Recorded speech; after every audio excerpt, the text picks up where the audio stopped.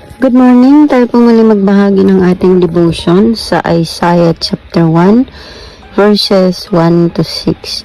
Sabi dito, ang aklat na ito ay naglalaman ng pangitain ni Isaias na anak ni Amos tungkol sa Huda at sa Jerusalem. Noong panahon ng paghahari sa Juda ni Uzzias, Jotham, Ahaz at Hezekias. Makinig ang kalangitan, ngayon din ang kalupaan, sapagkat si Yahweh ay nagsalita. Pinalaki ko't inalagaan ng aking mga anak, ngunit naghimagsik sila laban sa akin. Nakikilala ng baka ang kanyang Panginoon at ng asno kung saan siya pinapakain ng kanyang amo. Ngunit hindi ako nakikilala ng Israel. Hindi ako naunawaan ng aking bayan, bansang makasalanan, mga taong puno ng kasamaan, mga anak ng masasamang tao, mga anak ng katiwalian. Itinakwil ninyo si Yahweh, nilait ang banal ng Diyos ng Israel, at pagkatapos ay tinalikuran ninyo siya. Bakit patuloy kayong naghihimagsik?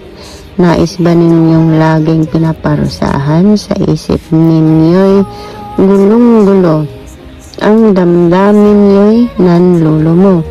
Kayo'y puno ng karamdaman mula ulo hanggang paa. Katawan ninyo'y tad-tad ng pasa, latay at dumudugong sugat.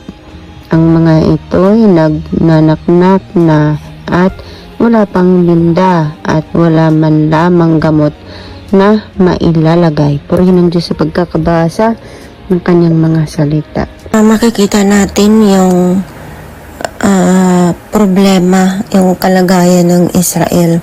So, dito sa isinulat ni Isaiah, pinapakita dito yung karakter ng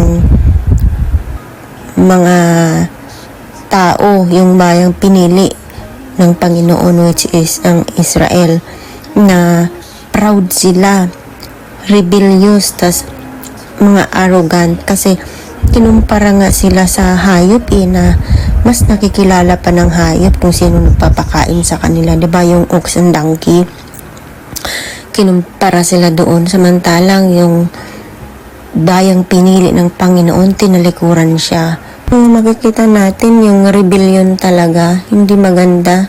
At yung kasalanan, nagpapahiwalay talaga to sa Panginoon. At hindi lang nag-i-stay doon sa isa, magsanga-sanga pa po yan at magkakaroon ng mas maraming conflict kung hindi siya nasisettle. So, isa itong panawagan sa kanila, yung prophetic verses na ito. Pinapamulat sana sa kanila ba yung magiging consequence ng mga kasalanan na ito. Kaya makikita natin yung pagdidisiplina ng bata, hindi rin nakukuha minsan sa pag pinasakitan mo manumbalik. Karamihan mas lalong nagre-rebuilde, diba? Ganun ang Israel The more sila nakakaranas sila ng pasakit, mas lalong tumitigas ang kanilang mga ulo. Nakikita natin yung kasalanan talaga ay nagdudulot sa atin ng suffering, no? Pansin nyo ba? Nakikita natin na si Lord parang typical parent din na nasasaktan kapag yung kanyang mga anak ay nagrebelde. So, kapag nasaktan, siya din nasasaktan, umiiyak, no? So, talagang nilatag na ng Panginoon na bago pa man mangyari yung judgment, pauna na itong paalala na kailangan talagang mag-repent para manumbalik, kumbaga ma-restore sila, ma-redeem. Diba, sa typical na nanay, sinasabi habang umiiyak, pinakain kita, inalagaan, inaruga, tapos ganito ang gawin mo sa akin. Di ba ganun? So, ito'y panawagan ng Panginoon sa atin na kinakausap niya tayo through prophets. This time, hindi na prophets, kundi Bible na siya. Pinapoint sa atin na magbalik loob na tayo at magbago. Yun po. Magandang araw po sa ating lahat. Ang bahagi ko po, Isaiah chapter 1 verse 7 to 12. Sinalanta ang inyong bayan, tupok ang inyong mga lungsod, hinamsam ng mga dayuhan ang inyong mga lupain, at niwasak ang mga ito sa inyong harapan. Ang Jerusalem ang natira parang kubong iniwan sa gitna ng ubasan, parang isang silungan sa gitna ng taningan ng pipino, parang isang lungsod na kinubkob ng kalaban. Kung si Yahweh ay makapangyarihan sa lahat at hindi nagtira ng ilan sa ating lahi, tayo sana'y natulad sa Sodoma at Gomora. Mga pinuno ng Israel, pakinggan ninyo si Yahweh, ang inyong mga gawa kasi sama ng sa Sodoma at Gomora. Kaya pakinggan ninyo ang pag-aralan, ang katuruan ng Diyos ng ating bayan. Walang halaga sa akin ang dami ng inyong handog. Sawa na ako sa tupa, sinunog at mga taba ng baka ng inyong inihandog. Hindi ako nalulugod sa dugo ng toro, mga kordero at mga kambing. Sino naggutos sa inyo na maghandog sa harap ko? Huwag namin lapastanganin ang aking templo. Amen. God bless po sa ating lahat. Mapagpalang araw po sa ating lahat. Ang aking pong bahagi ngayon ay mula sa aklat ng Isayas, Kabanata 1, talata 13 hanggang 18. Huwag na kayong magdala ng mga handog na walang halaga. Nasusuklam ako sa usok ng insenso. Nababagot na ako sa inyong mga pagtitipon. Kung pista ng bagong buwan at araw ng pamamahinga, ang mga ito'y walang saysay dahil sa inyong mga kasalanan. Labis akong nasusuklam sa inyong pagdiriwang ng pista ng bagong buwan at ng iba pang kapistahan. Sawang-sawa na ako sa mga iyan at hindi ko na matatagalan. Kapag kayo'y nanalangin sa akin, hindi ko kayo papansinin. Kahit na kayo'y manalangin ng manalangin, hindi ko kayo papakinggan. Sapagkat marami na ang inyong pinaslang.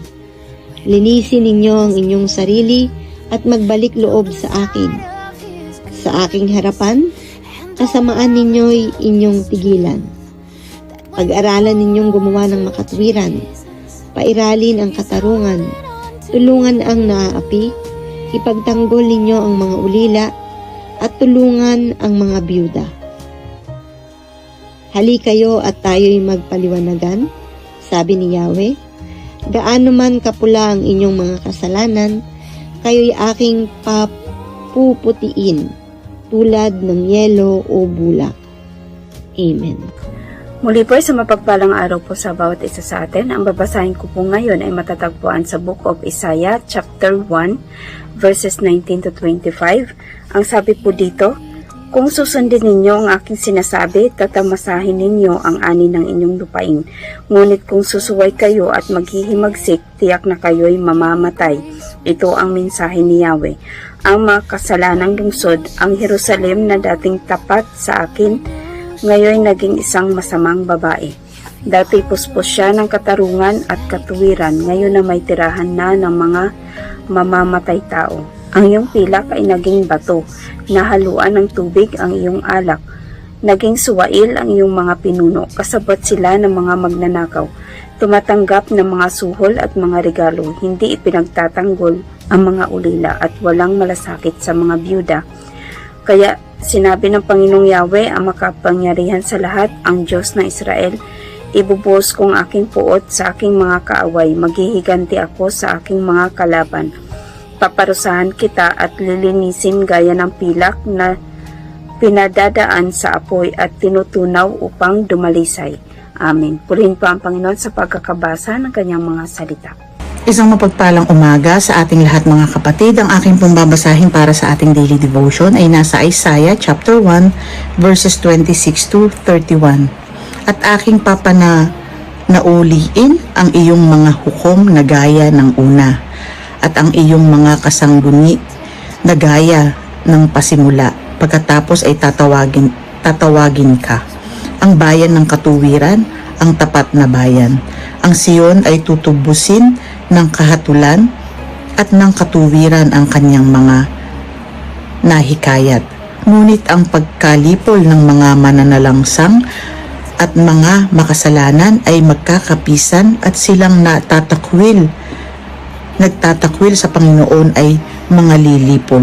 Sapagkat kanilang ikahihiya ang mga ensina na inyong ninasa at kayo'y mga lilito dahil sa mga halamanan na inyong pinili. Sapagkat kayo magiging parang ensina na ang dahon ay nalalanta at parang halamanan na walang tubig. At ang malakas ay magiging parang taling estopa at ang kanyang gawa ay parang alipato. At kapwa sila magliliyab at walang papatay sa apoy. Amen. Purihin ang ating Panginoon sa pagkabasa ng kanyang mga salita.